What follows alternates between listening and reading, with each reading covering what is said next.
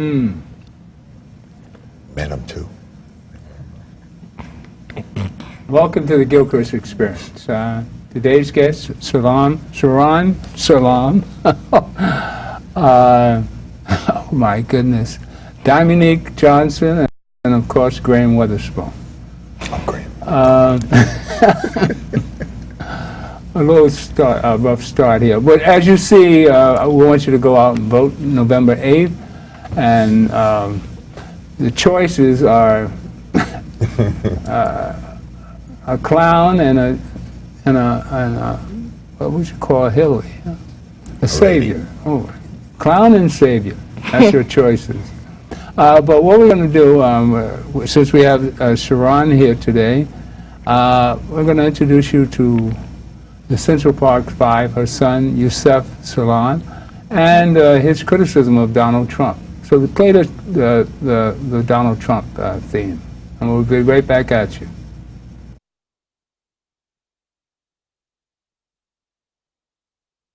Better believe that I hate the people that took this girl and raped her brutally. You better believe it. The vicious rape and beating of a 30-year-old investment banker, Tricia Miley, who was jogging in Central Park last night. 5 youths are in custody and are being questioned. The youngest is only 13. Trump put his money where his mouth is by taking out this full-page ad in 4 New York City newspapers. Bring back the death penalty. When I first saw this ad that Donald Trump made, I knew that this famous person calling for us to die was very serious. 5 teens between the ages of 15 and 17 were charged with numerous rape, sodomy, and assault counts. In 1989, myself and 4 other individuals were arrested and falsely accused of raping the Central Park jogger in a case that became widely known as the Central Park jogger case. We became known as the Central Park Five. In 2002, we were found to be innocent after the real perpetrator came forward, and that was confirmed by DNA evidence. These children. All of the defendants gave videotaped statements to police implicating themselves or others, but some of their attorneys charged today that police obtained the confessions by force. People wanted to see how the justice system would work.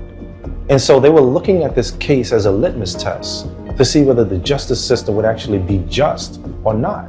And it became very clear that there was this huge black and white kind of thing. These black and brown individuals had raped a white woman in Central Park. That was the worst thing that anyone could have ever done. What are you afraid of for our city? This racism, I'm hoping it doesn't break out into another racism thing like back in the 60s. There are other worse things that are happening in the city. And when it happened to a black, they never do the media's never here. You know, back in 1989, there was a huge divide when you think about the haves and the have-nots, the tale of two cities of sorts. Most people know why this man is too famous. In May of 1989, Donald Trump read an ad that ran in all of the major newspapers. In this ad, he basically was saying, bring back the death penalty. Bring back our police. Common citizens were not given the opportunity to make their own judgments. Common citizens were being manipulated and swayed into believing that we were guilty. The simple premise was that if your name was in the paper, if you look like a criminal because of the color of your skin, well, you have to be guilty. So Donald Trump, he was the fire starter, I would say. Because when you think about going to jail for a crime that you didn't commit, 1 day in jail is too long. When we won the lawsuit, his stance was that we pulled off the biggest heist in New York City's history. But to see that he has not changed his position of being a hateful person, to see that he has not changed his position of inciting people, to see that he's still the same person and in many ways he's perfected his sense of being that #1 inciter. What would this country look like with Donald Trump as being the president? That's a scary thing. That is a very scary thing. What would the world do in response to that? Man, I can't even imagine. You better believe that I hate the people that took this girl and raped her brutally. You better believe it. The vicious rape and beating of a 30-year-old investment banker, Trisha Miley, who was jogging in Central Park last night. 5 youths are in custody and are being questioned. Welcome back. As you see, your son has a lot to say about Donald Trump. And we all do. But he can see the picture much clearer. Because we've dealt with this racism from Donald Trump for decades. Everybody in New York knows about this man. What do you have to say about this? What your son had to say about Donald Trump? Well, I can tell from what he's saying that he does have a very clear understanding of who Donald Trump is. Because just like the past, when all of this began with us, you have continuation of a tale of two cities. There are people who actually believe Donald Trump. And there are people who actually see things in a different way. And you don't really know why people are pushed to see things one way or the other. Mm-hmm. But the only thing that comes clear out of it is that there's a need in certain people to believe and justify whatever it is that's being said in the media, whatever it is that's being said. And they justify it by doing any number of things. And that does include believing Donald Trump. Because really, Donald Trump is goes back to, oh wow, what was it, slavery time, after slavery time, segregation, and all of that kind of feeling. And I can tell by his supporters and the type of venom that he is putting in the atmosphere that people are eating it up. It's almost like he has allowed those people who were in the closet. Remember years ago we used to talk about people being in the closet. He's allowed the closet door to swing open, and you can see it right in your face. Right in your face. It's like staring you down. And you wonder, is it going to roll over you with a Mack truck? Or will you be able to withstand all of this venom that's coming at you?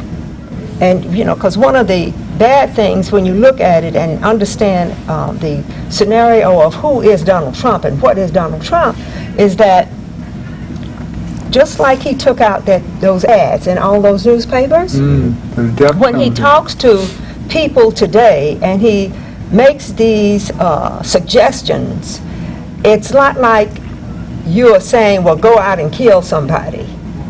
Go out and do this, go out and do that. You're still, in a way, shielded from your culpability into inciting this type of riotous behavior. Right. When it really comes back to you. And when you look at it that way, it really makes you think about how many in our community, many people of color are caught into situations, and a lot of times they're just caught into these situations because they're the wrong color. Whereas if they were a white person, they would be scot-free. You know, we have a dual system. It's continuing to be dual. Even to this day, I don't know if we'll ever be able to get beyond the type of society that we live in. You know, it's like we at a certain point, we made it, we were free. Then we went through a 12-year period where we had rights. And when we signed those agreements in, 1866, 1867, 1868, we became citizens for the first time of the United States of America. And when we became citizens, along with that came our right to vote by just signing that piece of paper.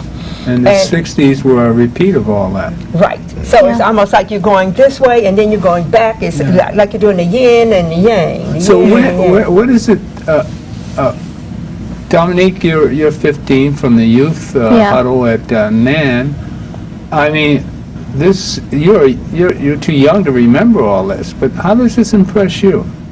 It doesn't impress me at all. My grandmother, she's Southern, so she always tells me stories of when there was segregation, her and her grandmother. And her grandmother used to be a housemaid, and her great-grandmother, she got to actually meet and have a relationship with, used to be a former slave. Okay. Now, just seeing all this controversy between America and Donald Trump is kind of upsetting, because you think back to where African American people actually finally got their right to do different things. But right now, he's bringing back the slavery mentality.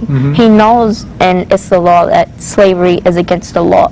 But with him, it's slavery mentality. Putting more people in jail, you lose your citizenship. But for some reason, you're still counted as a citizen when they do the head counts against America. So it's just taking away your citizenship, slavery all over again. So it never was abolished, and probably it never will if he was president. What's your experience with racism? Experience with racism,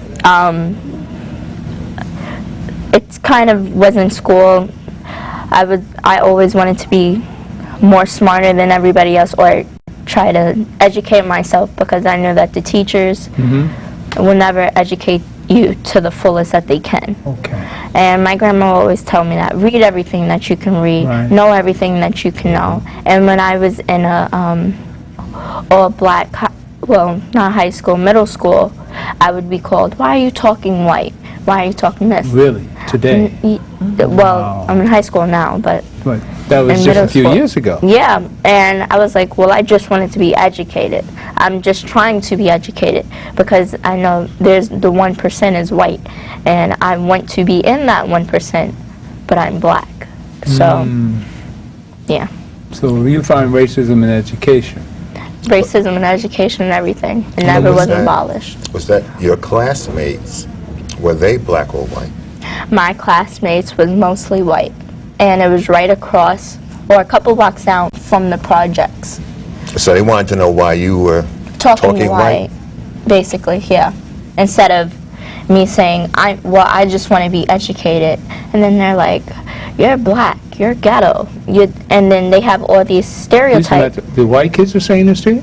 No, the other black kids. So now the mentality that they got from TV, from stars that they look up to, that if you're talking educated or articulating yourself, you're being called Caucasian and white, and saying that's looked down upon, when it should really be looked up upon and actually more expressed. Well, Graham, they did that back in our day too. Yeah. Yeah, it's always everything is cyclical. It's a slave mentality. You know, you don't work. One of the things my mother told me, the guys on the corner will be on the corner 20 years from now. Always on the corner. So you can travel, go to school, go around the world and learn. The same people will be standing where they were in years past. And they can't. I was the president of my high school. There were 5,000 students. I might be able to locate one guy that I went to high school with, one out of 5,000 people. What can my homies from high school do for me now? Nothing. Nothing. You have to chart a course for your life, and everybody has to chart a course for their life. You can't allow people to tell you, you can't do this, you can't. I had that. People told me that in the police department, and I proved them wrong. So you just decide what it is that you want to do, where you want to go. If you wanted to be an astronaut, then you can't learn about that hanging around people on the corner. Correct. You have to go to where astronauts are. You have to, if you want to be a doctor, you have to get next to somebody that went to medical school. Yeah. And let them mentor you and guide you. So whatever it is you want to do in life, you find the people that do that, and you get up under them, and you watch what they do, and you learn, and you ask questions. The people on the corner, they'll be on the corner. Yes, they'll be on the corner. They'll still be on the corner. My mom and my grandma says that all the time. She says, both of them say not to get, what's the word, connected to people and have these close relationships to where you can't live without them, because 10 years from now, they won't remember your name. It's just of what you was and how did you conduct yourself. Well, you're fortunate to have guiding parents and Yeah. you're just blessed to have that. Thank you. But we had a Skype coming in from your son, Yusef. I wonder if he's on the line. Have we gotten in contact with Yusef? He said it would Skype in about 5:15. It's 5:16 now. Can we get that together? All right? Let me know as soon as we can get Yusef on the line. All right? But dealing with this election coming up, it's you're not able to vote, but yet you have an outlook The next one. to Next see one, yeah. what America's up against. And when he talks about let's make America great again, It never was great. no, it's always been great. It's always Okay. been great. There's not all this negativity about America. Believe me, it used to be. There was a time when we really had something to complain about. Right. But there's nothing wrong in America. This is the greatest place to be in the world. I don't know why anybody doesn't just play the system the way the system is supposed to be played. And that's put it to task. It has a constitution. Make sure it abides by its constitution. Correct. This government that's running now is hypocritical of what it preaches. It doesn't practice what it preaches. Right. So if you get your education, you follow the rules, particularly the way they're written, and you do the right thing, things will happen. We talked about Michelle Obama. Yes. I gave you the tape of her. Yeah. And tell me what you thought about that. What I thought about it was that actually needed to be said. On different campaign runs, for them, they just write up a speech, and it's never really emotional. It never connects to how America's viewed or what the campaign is actually about. For her exposing and showing so much deep feeling on what has been going on with the campaign, I thought was very needed, and it showed more of it's not just a vote, it's your vote matters, and everyone needs to vote. Was that inspirational? It was. What did your mother think about it? Did she My get a chance grandma? to play? Your mother? She got mad because I saw it without her, and I said I needed to go to sleep, so I needed to not read it, look at it first, but I know she's going to take my computer and read it. Oh, yeah. Look at it, yeah. Your mother's of our era, and she's a sweetheart. And Yes, you're she lucky is. to have such a great person as Thank a you. grandmother. You know, it's interesting when Michelle was speaking at one of the colleges recently. The students were yelling 4 more years. Yes, right. 4 more years. For Barack Michelle. Obama, they were yelling. And for Michelle, and people are asking, is she going to run for president? She doesn't want to get involved. Oh, no. I wish said she no. did, but She would. no. She said no, but if she were to run, this place would go crazy. Right. But also look at the way they're dealing. Well, I'm going to come back to you, Mrs. Salam, because we know what your son went through, but you went through it with him. Yeah. Very much so. Listening to Yusef speak, although he's a ghetto child from, this is the term, Well, ghetto Quote child, unquote. On 10th Street. You In those days. from Harlem. He doesn't speak ghetto. Yeah. And that's because of you. That's because of who you are. Now, you campaigned and ran an agenda for your son for more than a decade, speaking, going and doing. What were you doing before all of this calamity came into your life? I don't think people know. You're a school Well, teacher. I was living my life, and this happened. I was teaching at the time when this particular situation happened. And actually, it caught me by surprise, like it would have done anyone in this type of situation. You would have been caught by surprise, because it's something that you never expect. You never expect. And it threw me for a loop there for a minute.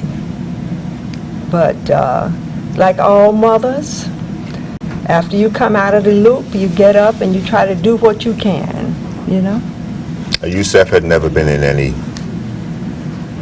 trouble with the law or anything like that growing up. No. But you see, when you're sitting around and you're in these types of situations, oftentimes people say, well, was he in trouble with the law before? And they use this as an excuse to vilify you if you have been in trouble with the law. So it makes me suspicious when I hear words like that, because I know what's coming next. He got a long rap sheet. Yeah. So is his rap sheet long enough that we should just throw him off the bus? Or should we move to the next stage? You know, everybody is always something in someone's life, somewhere. Yeah. You know, you spit on the sidewalk, you jaywalked across the street, or whatever it is you did. But the question is, are you guilty of this particular crime? Thank you. And that's what it comes down to for me, no matter what you've done in the past or what you will do in the future, is are you guilty of this? And if you're not guilty of this, then it's irrelevant what the past was or was not. My son had just turned 15. He was a nice, sweet little boy, as I thought, being his mother. And he was dutiful. And most of the time, he minded what I told him to do. And we were living our lives as best as we could. Okay, he went to school, I went to work, the other kids went to school, I still went to work.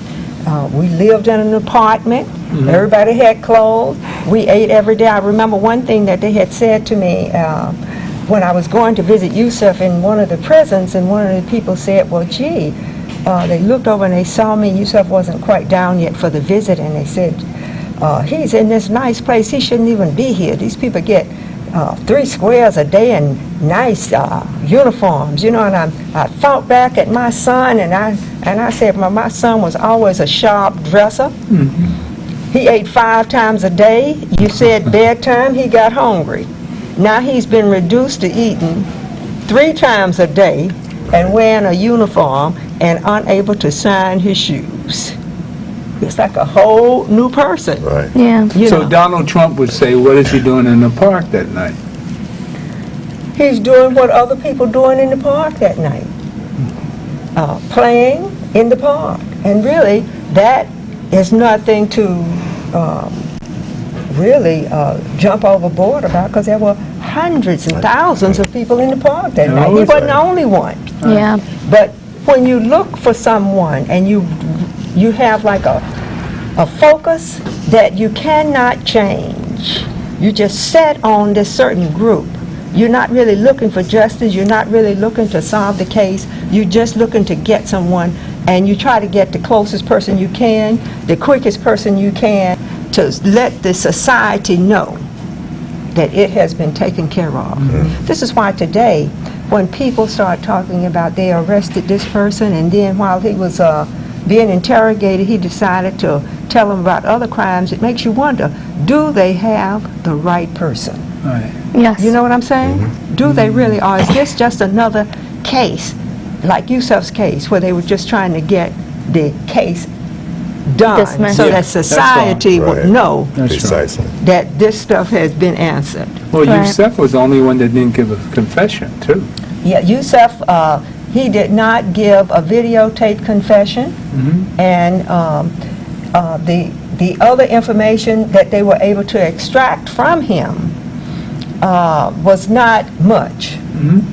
And he didn't know any of the other kids, did he? Well, he knew one of the boys because he knew Corey Wise. That Corey was his Wise. friend. That's right. That's Corey Corey was Wise. his friend. Used to come to my house. They used to play Okay. and make medallions sitting there right in the house. They were entrepreneurs.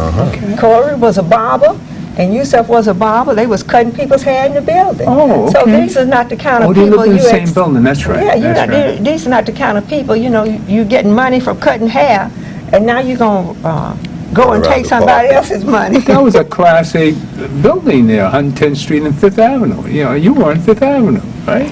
Well, in there's Harlem. a lot of people on Fifth Avenue. I in mean, you Harlem. know what I mean. I like Fifth Avenue. You know? You were in a Fifth Avenue building in Yeah, Harlem. maybe. I think some people look at it as being classy. But Well, see, I'm from I- the South. One building is just as good as the next. You know, as long as you got hot and cold running water, you Amen. got food on the table, you got a bed to sleep And you in. had a nice view, too. Well, I did have somewhat of a nice view, Right. you know, if that means stuff to you. So it all depends. Well, nowadays, that same apartment probably go for, what, who knows what kind of money? Oh, it's Is high. it co-op now? Is it No, it's not co-op, straight up not? rental.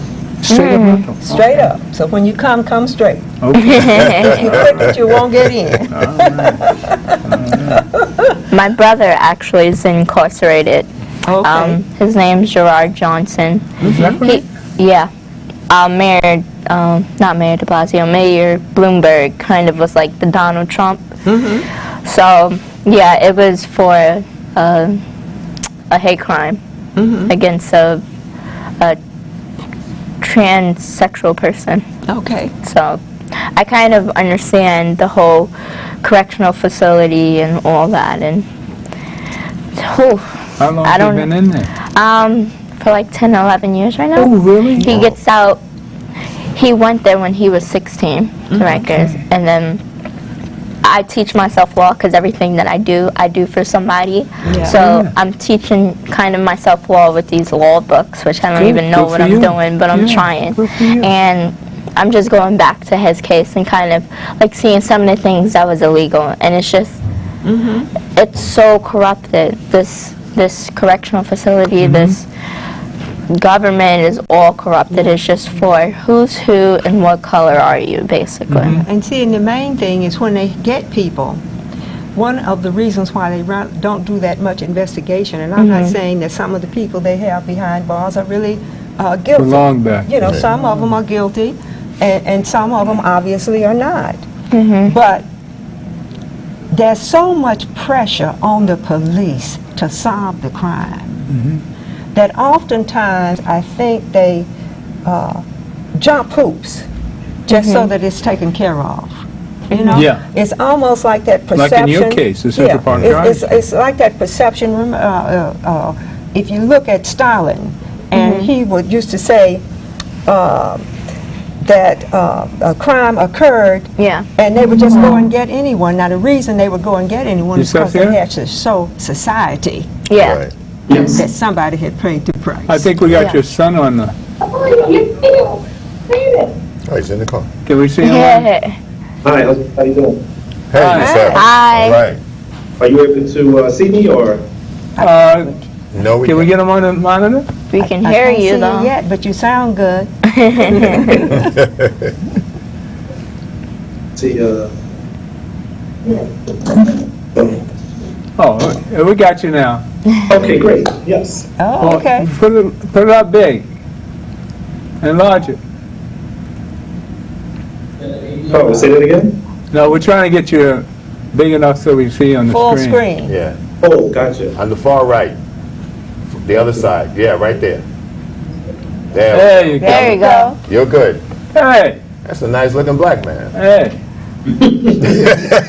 We just ran a tape of you and Trump, and we're talking about, you know, this your case, and we wanted everybody to see what a grown man can do with, you know, adversity. Yes. You Yes, know, indeed. and this same villain is out here protracting to bring us back to those days. I guess those were the good old days for Donald Trump. Well, you know, not only was it the good old days for Donald Trump, but if you really analyze the dialogue, and I'm glad my mom is there because, you know, I always tell people that my mother would say that she was from the Jim Crow South, you know. Right. That kind of history wasn't something that you would learn living in New York City the way we were in terms of we were growing up. But, you know, my mom kind of reminding us about that allowed me to research about,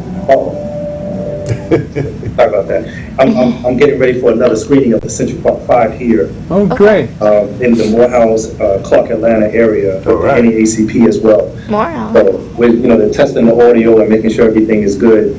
But, you know, it's indicative of not only the slave codes, once again, it's indicative of the KKK. And I say that because when you look at the historical references of Bring Back the Police, you know, he was saying that same thing back in 1989. Right. He was calling for the death penalty to be reinstated for the Central Park 5. Right. And really, it wasn't just about the death penalty for the Central Park Five, but it was also a death call to the parents, to the siblings, to anybody connected with us. You know, they had posted our names, our phone numbers, and our addresses in New York City's newspaper. Oh, did they? They did that? Oh my And God. yeah, Isn't that when you illegal? think about it, like, Shouldn't that be my mom- illegal? That's illegal. Only if That's you're illegal. white. Well, it's illegal Only- in the context of the white kind of thing, you Yeah, know? you just said that. But in the context of them looking at, you know, I think they're trying to find me another room to go into for a minute, just so that I can have a little privacy. But if you look at it in the context of, you know, this right here, and by this I mean the color of the skin, the true crime that we committed was that we were black and we were brown. And that's what we should have been indicted for. And in the Constitution, Oh, the signal. we still live under a document that states very clearly that they can revert you back to a state of slavery according to the 13th Amendment if you get, as a punishment of a crime, you know? And I submit that the only people that word slave vibrates with are people of color. You know, anybody else could read that document and they could read it and they could be, oh yeah, okay, you know, we reverted back to a state of slavery. But when you talk about the history of the black and brown person in America, and the fact that, you know, overwhelmingly they still want us to forget, but they don't want us to ever forget the things that have happened to them, but they want us to forget about stuff that happened to us. In a similar way, they want probably the Central Park Five to, you know, just move on with their lives and forget about all of the hell that we were put through.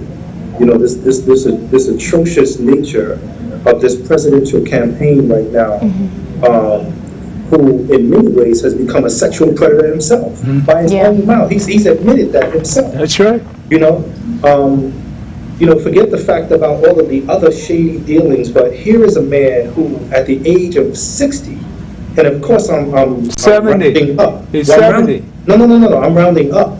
Okay. He said those words at 59. Oh, right, okay. So I'm saying he was already himself, his full self. Right, right. You see, he didn't slip up as he's trying to make it seem that he had it was just locker room banter, or you know, or as I was telling some folks last week, I said, you know, in the black community, we would say, you know, we was kicking the Willy Bobo or something like that. Yeah. He didn't slip up in that way. He wasn't, you know, 12, 13, 15, 20, 30 years old. This was a grown man, and in many respects, maybe a grandfather. You know, so for him to kind of chalk that up now because of what this campaign means, and it's true to form. And I want people to realize the true to form part that I'm trying to get at, and what it means is that people are so enamored by Donald Trump that if you look at video footage going past, and you look in the audience and watch the people's reaction, they are so enamored by him. I mean, when he said that I can walk out on Fifth Avenue and shoot somebody and I won't lose any supporters, you can look at the audience as a litmus test to whether that's true or not. You know, many of his supporters are chalking up his latest comments as exactly what he said. Oh yeah, he said it was locker room banter. No, he was talking about a certain affluenza that people with a concussion for protection move around with, and that they can do anything and everything they want to because they're white. And see, when you look at a person who is like Donald Trump, who's not only a white person but also a male, now we have a recipe for disaster. And a billionaire. No, he's not really and a billionaire. So we don't know he that. doesn't really We don't have know a that billion because dollars. his taxes have Everybody not been else thinks he's a disclosed. All right. But Yusef, you're down in Atlanta right now. Yes. And you're imparting to our youth, I'm sure, what America really is. Yeah. You're in the home of the Reverend Dr. Martin Luther King. Yes, indeed. I remember my first trip to Atlanta many years ago. I was trying to find a house, and I inquired of a white man whom I think might have been the last white man living in that neighborhood. And I was in a new car, and he looked at me, and he looked at my car and everything, And reluctantly, he told me which way to go to get to Auburn Street. Yes. You know, but your being there with the young folks, and I got some young men that I know that are studying there at Morehouse. It's important that you burn it in their minds that not much has changed except the date on the calendar. Yeah. This is true. This is true. You know, even though they want people to think that things have changed, what I say all the time is that, you know, racism is alive and well. And unfortunately, Elizabeth Lederer, and I'm just going to just throw a name out there to make a point. Elizabeth Lederer was the assistant district attorney in our case. She was a demon in our case. And she began to work for Columbia University in their law department as an adjunct professor. The film The Central Park Five came out, which the audience has seen, and if they haven't, I encourage them to see it. It's on pbs.org, and it's going to be showing for free up until maybe just after the presidential campaign and elections happen. The students at Columbia University started a petition. They wanted Columbia to fire her because their stance was, if she did this to them, what kind of law is she teaching us? Right. We don't need her to be in this position for us. We want the university to fire her. So the university, what they did is they did what they call institutional protectionism. So if you go to their website, just prior to this happening, you went on the website and it said Elizabeth Lederer gave a nice bio of all of the accolades, and the cherry on top was that it said, and she litigated the Central Park jogger case. When you go to the website now and you search for her bio, it completely is whitewashed and removed. That bit of history is gone. Somebody tweeted me right after that, and they said, you got to look at this website called thewayback.com. And on the website, it shows the history of people's websites that they created. So if you wanted to go, say, look at Lenny Kravitz's website from 1990 or something like that. He had a website at the time. You'll be able to find it, you know. And they showed the website just before the Central Park 5 film came out and just after the students began to protest side by side. And it was clear that the institution had no interest in firing Elizabeth Lederer. They were protecting her and making it okay. And in many ways, one of the things that I need the listening audience to understand in terms of the importance of our vote, when we think about a person like Donald Trump, we, in many ways, if we accept this person and put him into office, everything that he has said and all of the things that he has done and admitted to out of his own mouth, we are saying to our children that this is okay. Thank you. Thank Brother, I mean, you said it. You said it, man. We need to like our vote needs to be so unified in making sure we hashtag dump Trump that our children's children will be proud of the actions that their parents and their families and their siblings have made in this election. Yes, indeed. Well said. I hope so. You are leaving And a for those legacy. people who are confused, especially the women, when you go in to vote, right? And you're there getting ready to fill out your ballot, and you're trying to decide Trump or Clinton or whoever it is you're going to vote for. Am I going to write somebody in? Just grab your pussy. And You didn't say that. grab it and I'm sure once you do that, sanity will come to your head. It'll come back real quick. You know, yes. It really should put people's whole thought process in a different space. I mean, we are in one of the most vilest times. Yeah. Many people equate our time to be similar to Sodom and Gomorrah. All right. You know, Yeah. and when we have a person like this, man, you know, I want to share something with you all. I have to go very shortly, but I want to share this poem that I wrote. That's soon going to be. I'm actually going to be publishing my poems very shortly, and it's going to be available to the public for purchase. So this is a poem that I've never put out there in public, but I want people to hear it because it talks about the they and the them and how we understand. How we need to understand this confusing language that they have out there, right? This is called them. Racists aim at blacks to take them down the road with nooses, hang them. I cross downtown streets to shake them like I'm on the court, pump fake them. Abusers of the rules all day them. Complexion for protection, they them. Plan annihilation, slay them. Silent schemes of hatred, they them. Kill them all today, who us, them. Place no tag on toe to nerve them. Potters filled with holes we destined. Awaken us today, who us, them. Reconstruct our play, we know them. Now from checkers, chess, we play them. Mastering the game, we made them. Bopping from the whip, we slay them.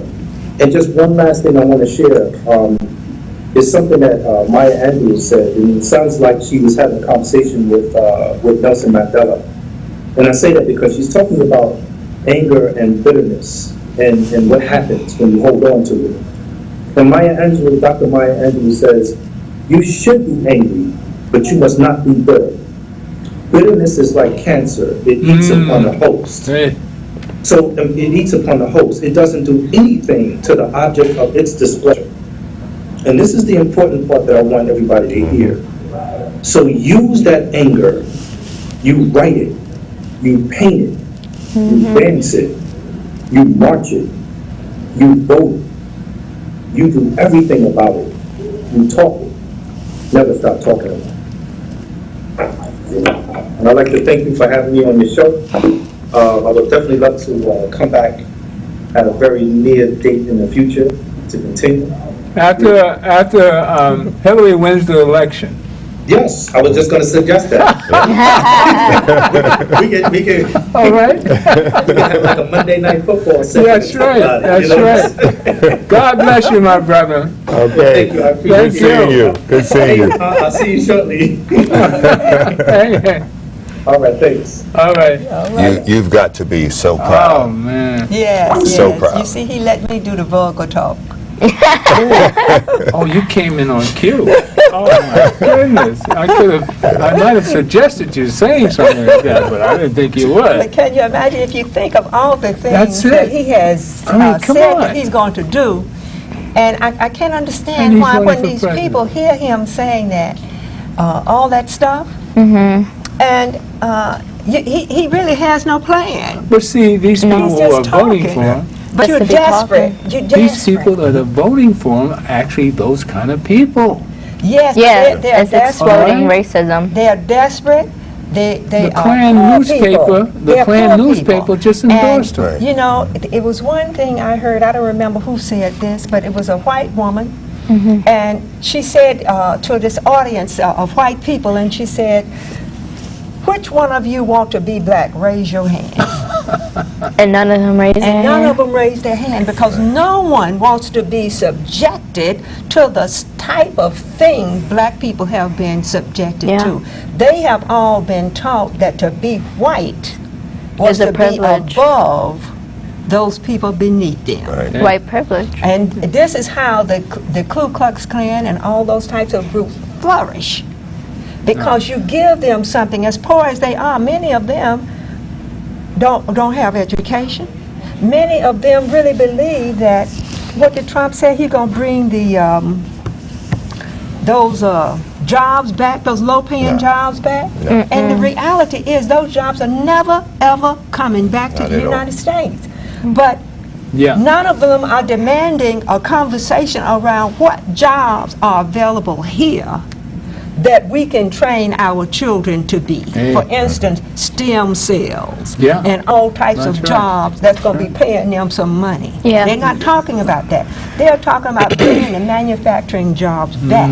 They're not taking Donald Trump to tax for all the manufacturing jobs that he has in China and Taiwan, those people making his ties, making their suits, making all kind of stuff. For less than $1 a day. For them.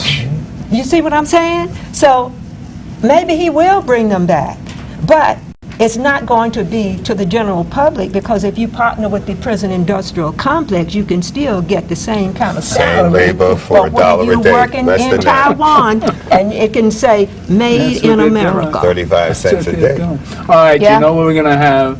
Have a word from my girl. Which girl is that? Michelle. You got to check it out now. Because after I heard about Trump, he got a lot of them girls. First lady. The first lady. All right. In this election, we have a candidate for president of the United States who, over the course of his lifetime, in the course of this campaign, has said things about women that are so shocking, so demeaning, that I simply will not repeat anything here today. And last week, we saw this candidate actually bragging about sexually assaulting women. And I can't believe that I'm saying that a candidate for president of the United States has bragged about sexually assaulting women.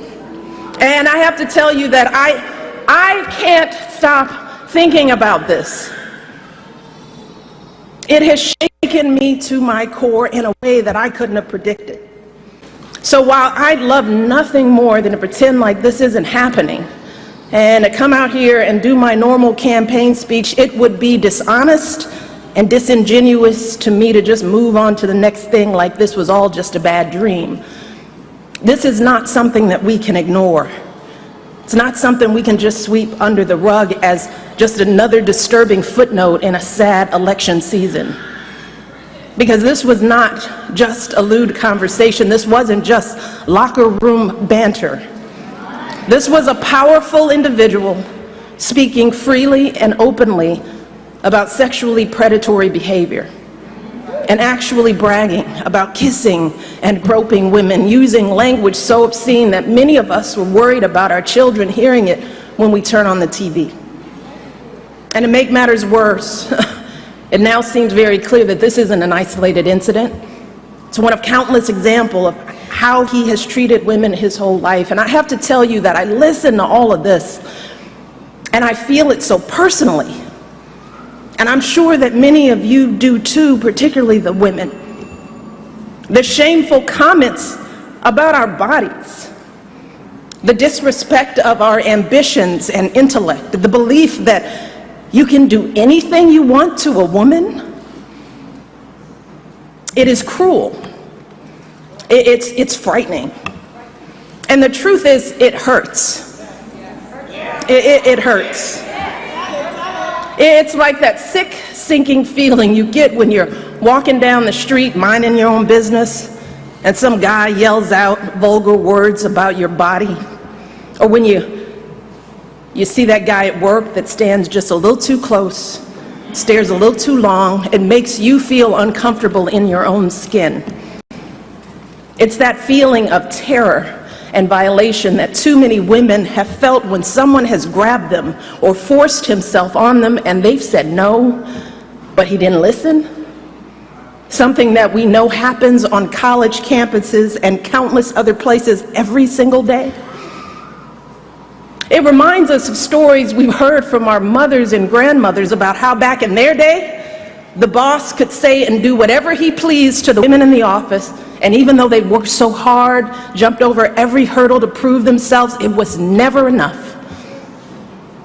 We thought all of that was ancient history, didn't we? And so many have worked for so many years to end this kind of violence and abuse and disrespect, but here we are in 2016, and we're hearing these exact same things every day on the campaign trail. We are drowning in it. And all of us are doing what women have always done. We're trying to keep our heads above water, just trying to get through it, trying to pretend like this doesn't really bother us. Maybe because we think that admitting how much it hurts makes us as women look weak. Maybe we're afraid to be that vulnerable. Maybe we've grown accustomed to swallowing these emotions and staying quiet because we've seen that people often won't take our word over his.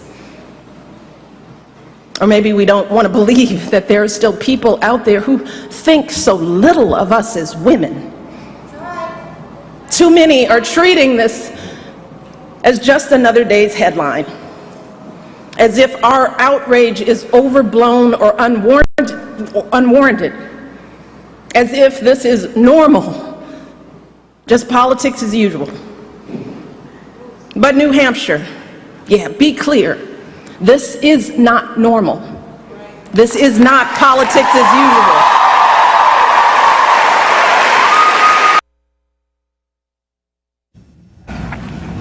I mean, the first time I watched that, I mean, I see that as my daughter or something. I mean, you know, that's the epitome of a black woman, you know, and all that she speaks of is what she personally experienced. I mean, you can see and feel that. Yeah. And as a young woman, I mean, how do you relate to this? There has been, well, I wouldn't say several that word would be used out of context, but a couple of times of where a woman body is just looked at as a sexual orientation rather than what's in her brain. Right. How does she think? Is she educated rather than what size is she? Is she a number 2? Is she number 10? Is she thick? And that's where I kind of think that Donald Trump kind of exploited this while your son was talking, yourself, and while she was talking, locker room conversation, that shouldn't even be thought in a human's head. That shouldn't even be the locker room conversation. It should be, that's just the wrong mentality to have. I think education is more important than an actual body or a sexual orientation or anything of the sort. So it kind of makes me uncomfortable. You remember the day when men kept women barefoot and pregnant? No, I don't remember that day. You could get yourself knocked out in here. I mean, not you in particular, but I mean, going back to our day. I might have read about those things, but no. She's not claiming to be your age, Winston. No. Yeah, not at all. You know, no, but there were some times. You know, the simple fact that 53% of the voting populace is female. Right. Yeah. And yet there are women that are voting for this man. That makes no sense. It tells you about the mindset of the people. 53% of the electorate is female. Right. Florida is now reporting 28% of the Republican women have voted against Donald Trump and voted for Hillary Clinton. It should be 100%. It doesn't say women, they said 28%. 28% of the Republicans have now moved over to vote for Hillary Clinton. He's a very acrimonious individual, and that I wish we could have played the piece that you had on the phone with that song, but when we come back here next week, it's going to be a new day. Yeah. Oh, yeah. You know, it'll be a post-apocalyptic period, because the very notion for me that this guy could have run for president, I didn't think he would get to where he got. No, nobody well, did. That's nobody only did. because you weren't living in America. I've been here a long time. But, you know, some of the others. Did you really? Oh, yes. Oh, did you really? Because people are in denial about the level of racism, hatred, and discomfort that's inside of the people. What Donald Trump did, he made it acceptable to open the door He was and come truthful. out. Well, No, it's not even that He he's was telling truthful. the truth. He was a What people racist. wanted to say, he was saying He what they said, wanted to Yeah. say. and he's never experienced any of this stuff. So it can't be that he's truthful. But usually he gotta talk to racism- somebody, and he's using. He knows how to use people and to manipulate their thoughts for his own benefit. There's I also an think- investigation into his connections with the Russians. Yay. Yeah. Oh, The yeah, FBI he's now has getting him information everywhere. to investigate even the fact that he has not shown his tax returns. Yeah. There you go. What is the connection financially between himself, Putin, and these other Russian That's it. And monsters? other medias are finding connections. They're tracking the money, and they have tracked it to the the pageants that he's having over in Russia, the various buildings that are for sale in the apartments in Russia, and the buildings that are Well, sale you up know, here that he's selling to the Russians. They're tracking him in a number of different Russians. ways. A lot of He's people- also being sued for the The for school. The Trump University. the Trump Trump University. University, the possible raping of these two women, and one woman in particular, the 14-year-old. Yeah, yeah. And now a 13-year-old has come forward You and might, said that you it might happened mention out in Coney Island, you got the Russian mafia. Russian mafia, yeah, down And I think he's hooked up with the Brighton Russian Beach. mafia. Down in Brighton Well, I Beach. Who don't are the know most him that close. ruthless gangsters on the planet. Yeah, well, Trump All I know- Village is down in that Yeah, area. yeah. in That's Brooklyn. what I'm saying. Well, all I know about And if you're in Trump, construction, you got to be in the mafia. yeah, 'cause one of the things we all associate. know, and All right, Trump we has have said 45 is seconds left. German, and he's proud of his Well, German you're blood. going to have to come back. And so when you're that proud of your German blood, Hey, and you got a whole bunch of people who want to be German too, amen. who want to have a fine Back wife to the and know good they old can't days. afford her, Oh my God. and they're looking at you and All say, right. hey, let's get next to Concentration this rich camp. guy. Well, that's his All third right, wife. thank you for coming. And Third. as All of them usual, look good, we're too. running out of time I'm not as soon as even we get hot. All right? The God in me loves the God in you, and stay tuned for more of the Gilchrist Experience. And vote for Hillary, please. It's all over. Power next to the Tuesday. people, All right, hold on. right? Mm-hmm. That was good. I know when